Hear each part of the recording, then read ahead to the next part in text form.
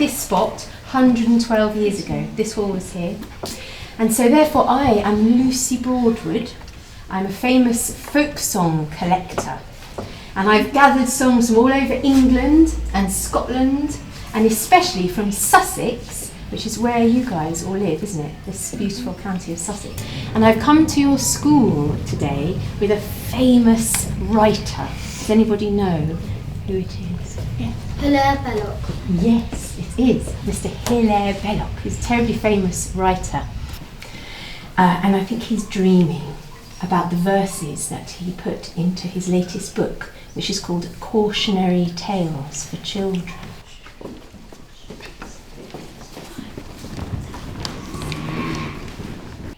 Wakey, Mr. Belloc! Oh, the chief defect of Henry King was chewing little bits of string.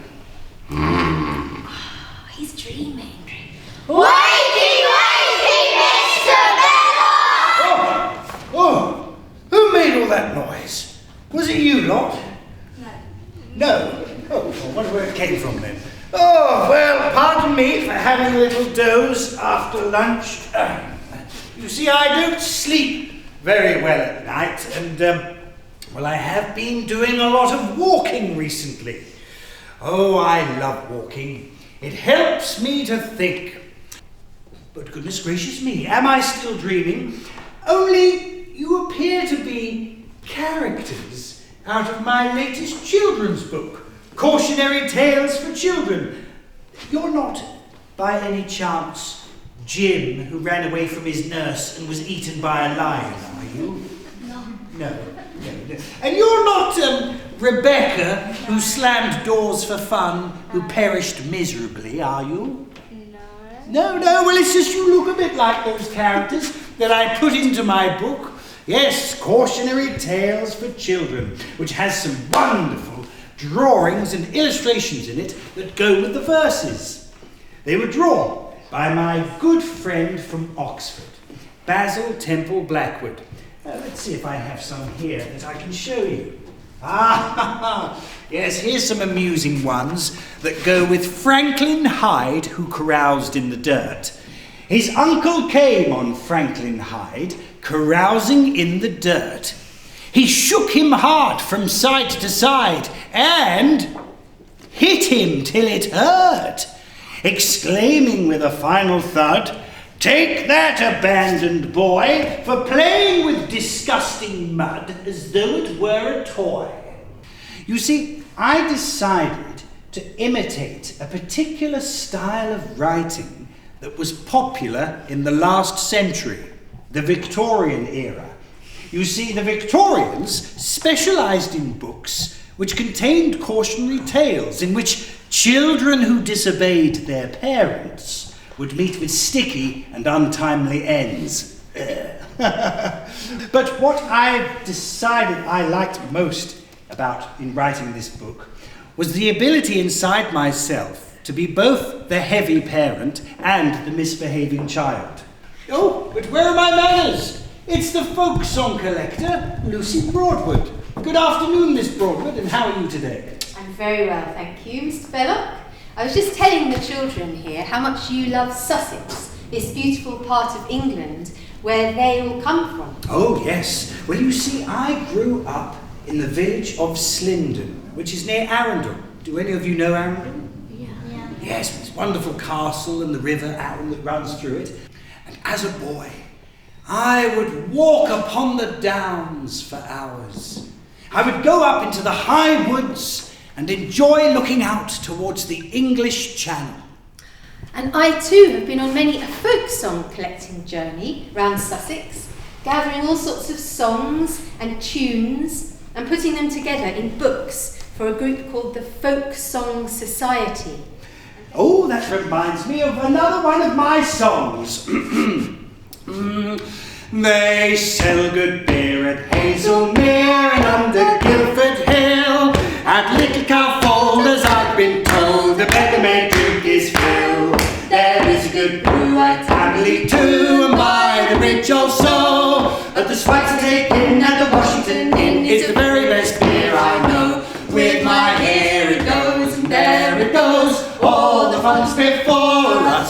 tables are bored and the night is young. The doors are ajar and the barrel is sprung. Hey!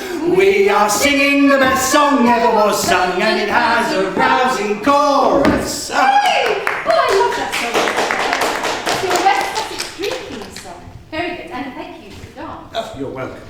One of the old traditions I really loved seeing as a little girl, and especially in the springtime, was Morris dancing. Maybe some of you have seen it. Dancers with bells around their ankles, and costumes and flowers in their hats. Lovely tradition. Customs and traditions like that become a part of us, whether we realise it or not. A common way of doing things that's been handed down to us from the past. It's good to know about how people before us lived their lives and to hear their interesting stories. Oh, I've got a great idea for an interesting story that I'm going to write one day, called The Four Men.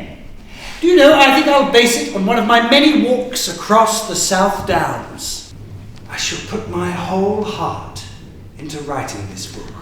Oh, you must write that book one day, Mr. Belloc. But not today.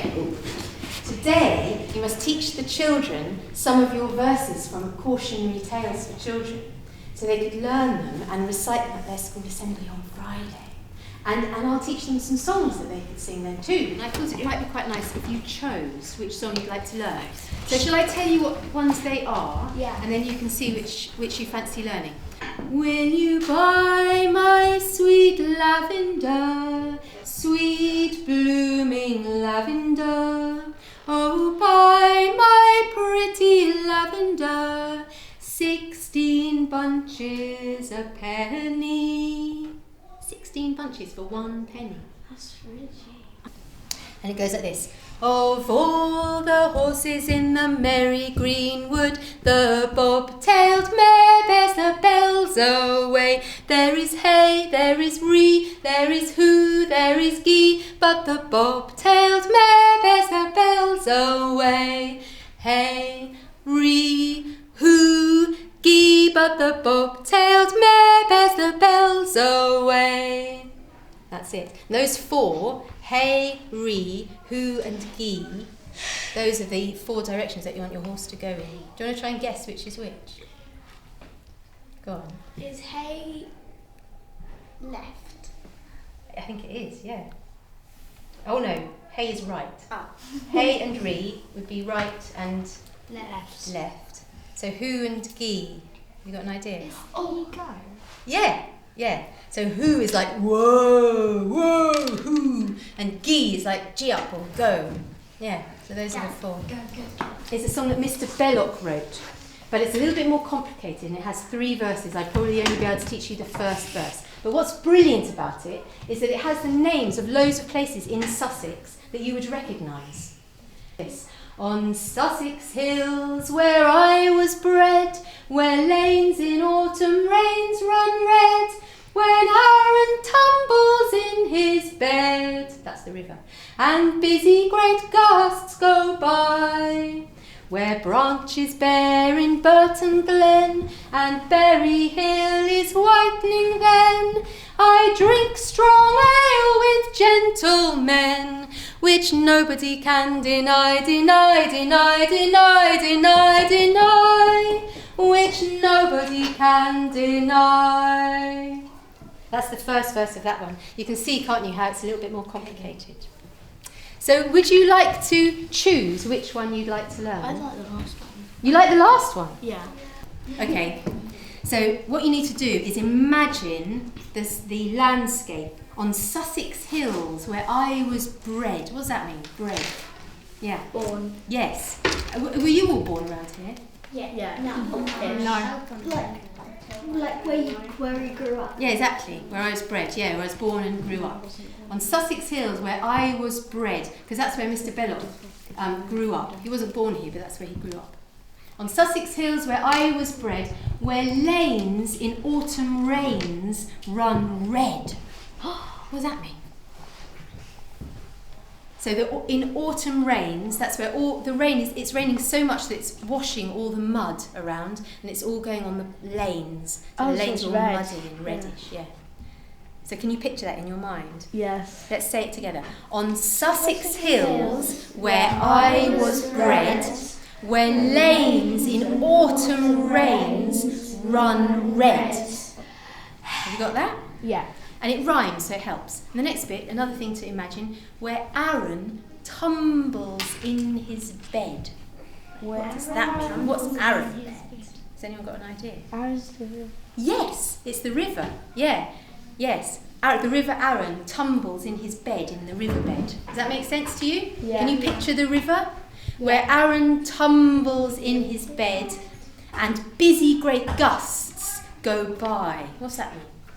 Yeah. Wind. Yeah, busy great gusts of wind go by. Let's do the Aaron bit. You say it with me.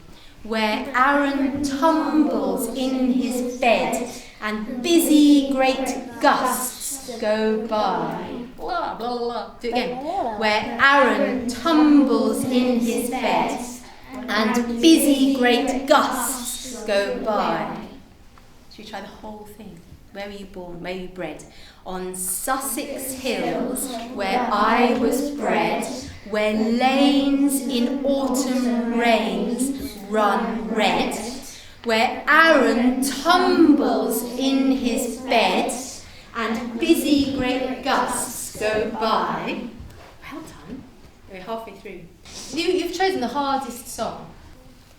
On Sussex hills where I was bred, where lanes in autumn rains run red, when Aaron tumbles in his bed, and busy great gusts go by, where Branch is bare in Burton Glen, and Berry Hill is whitening then, I drink strong ale with gentlemen, which nobody can deny, deny, deny, deny, deny, deny, which nobody can deny. Well done, that's amazing, that's amazing. So I think your teacher will probably be able to give you the words if you want to. There was a boy whose name was Jim. His friends were very good to him. They gave him tea and cakes and jam and slices of delicious ham and chocolate with pink inside and little tricycles to ride, and read him stories through and through, and even took him to the zoo. But there it was, the dreadful fate befell him, which I now relate. You know, at least you ought to know, for I have often told you so, that children never are allowed to leave their nurses in a crowd. Now this was Jim's especial foible. He ran away when he was able, and on this inauspicious day, he slipped his hand and ran away. He hadn't gone a yard when, bang! With open jaws, a lion sprang, and hungrily began to eat the boy, beginning at his feet. Now just imagine how it feels when first your toes and then your heels, and then, by gradual degrees, your shins and ankles, calves and knees are slowly eaten, bit by bit. No wonder Jim detested it. No wonder that he shouted, "Hi!" The honest keeper heard him cry. Though very fat, he almost ran to help the little gentleman. "Ponto!" he ordered as he came, for Ponto was the lion's name. "Ponto!" he cried, with angry frown. "Let go, sir, let go, put him down, put it down." The lion made a sudden stop. He let the dainty morsel drop, and slunk reluctant to his cage, snarling with disappointed rage. But when he bent him over Jim, the honest keeper's eyes were dim. The lion, having reached his head, the miserable boy was dead. When nurse informed his parents, they were more concerned than I can say. His mother, as she dried her eyes, said, "Well, it gives me no surprise. He would not do as he was told." His father, who was self-controlled, bade all the children round attend to James's miserable end, and always keep a hold of nurse, for fear of finding something worse. Well, that's the first one. But the illustration I really want to show you is this one. Because that's all that's left of Jim. His head. So that's Basil being very dry and very funny. And you see how important the drawings are that sit beside the words that, you know, lift that text. Because when you're reading these in the book, your eyes catching the drawing as well as you're reading the words. And I'd like one of you to read, and I think I'd like somebody to read Matilda. Don't rush. And enjoy the words. Matilda, who told lies and was burned to death. Matilda told such dreadful lies, it made one gasp and stretch one's eyes. Her aunt, who, from her earliest youth, had kept a strict regard for truth, attempted to believe Matilda. The effort very nearly killed her, and would have done so had not she discovered this infirmity.